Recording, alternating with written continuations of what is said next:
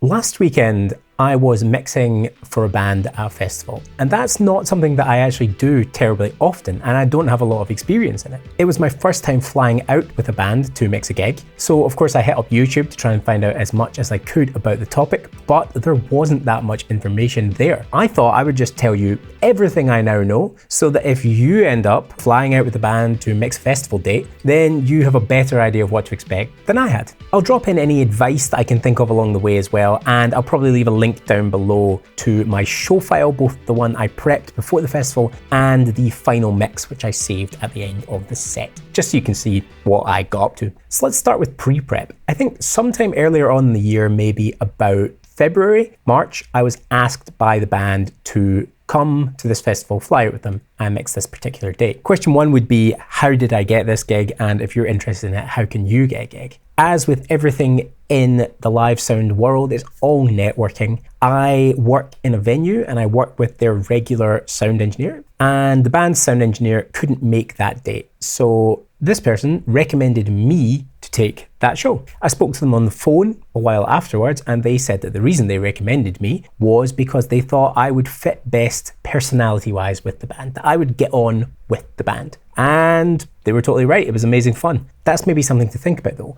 It's not strictly about your technical competence.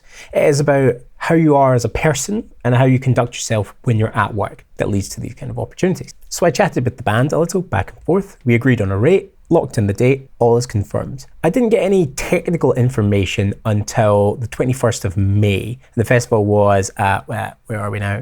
It was at the start of June. I got a rider for the band made by their previous sound tech, the one who could not make the date, and had a little look through it and realised it was from a previous tour that they had done last year and didn't quite fit the festival vibe. So there's a little bit of back and forth there to work out what are the band actually bringing with them, what is essential, what is preference, and what do I have control over.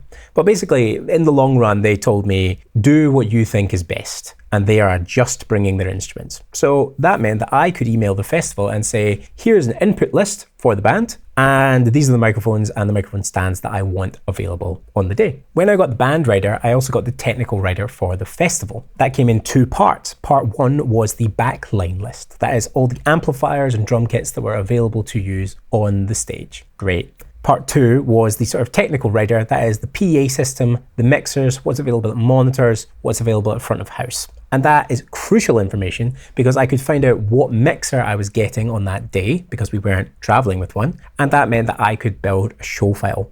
In summary, around 2 weeks before the gig, I had enough information to build a show file for a specific mixer and be ready for the show. It was a Yamaha CL5 mixer. I've used them before, very, very comfortable on them, so that's A-OK. I downloaded the Yamaha CL editor and just used that to build up a show file. So this is where the really, really important prep comes. At festivals, you generally don't have a lot of time for sound checks. So you want to turn up with a show file on a USB that you can easily load onto that mixer, that you know works, and that you know has 90% of the work done. So I created a show file for this CL5 mixer where I had programmed in basically everything. I had labeled all the tracks, I had set compression ratios, I had turned all compressors and de-essers on, I had set all of the effects, I had set up all the sends to the effects, I had built DCAs, I had built custom layers. I knew exactly where my hands were going to go when I was on that show. So I felt good, and definitely the most daunting part of the gig was going out and meeting some new people.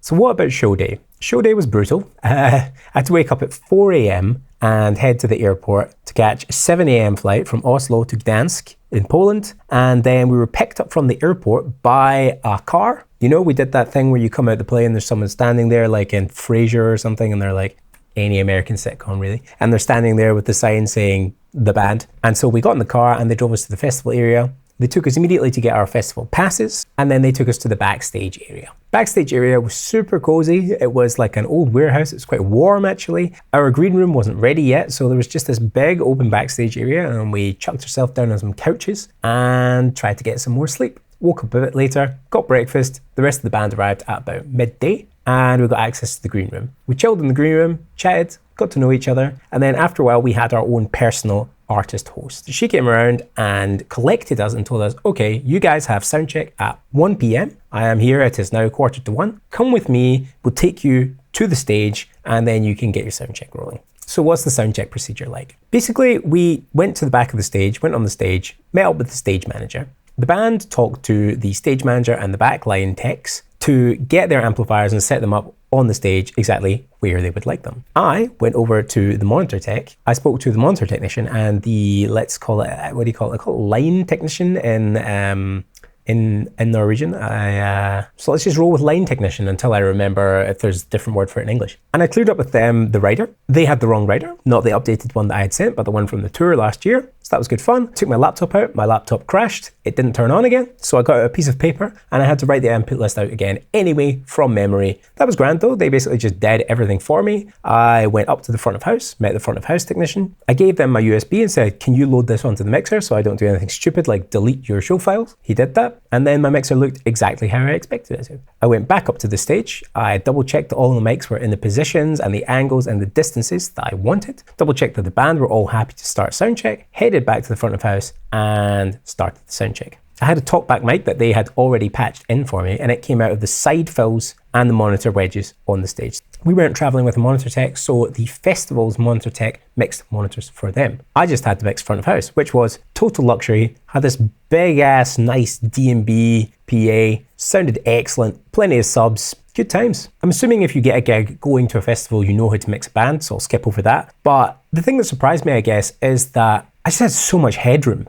Like I could just go for days. Like when I turned that fader up to 0, it was so loud. You know, like I generally started my gig like at -5 on the master and I knew I just had so much to go on.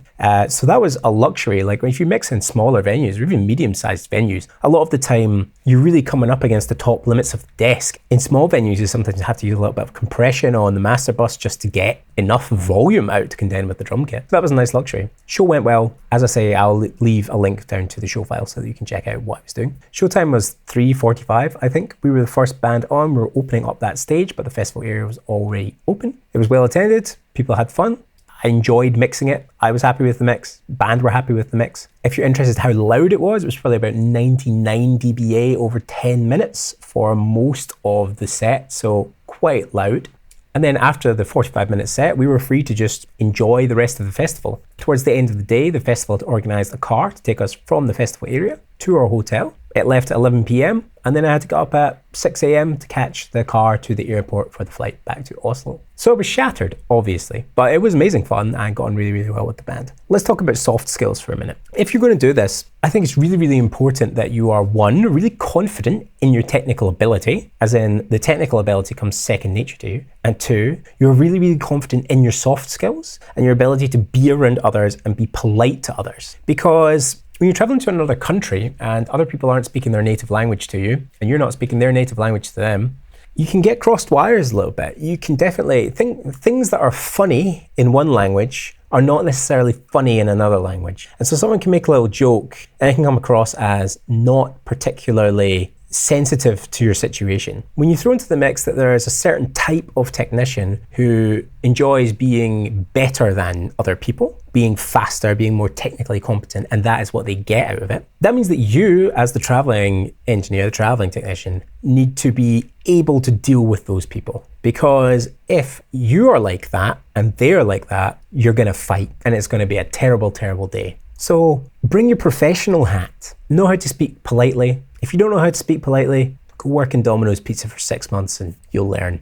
I think that's it. This was a little bit rambly, obviously. I'm sort of fresh off the boat and I just wanted to put it all down before I forgot it. It's just all off the top of my head. I'll probably do a more structured video about this when I've done a little more of it. I have a bit more clear-cut advice that I can give you and then some footage that I can show you. Let me know if you would like to see me building that band's show file for that festival in the CL editor. Other than that, I'll leave something up here and have a great day. Goodbye.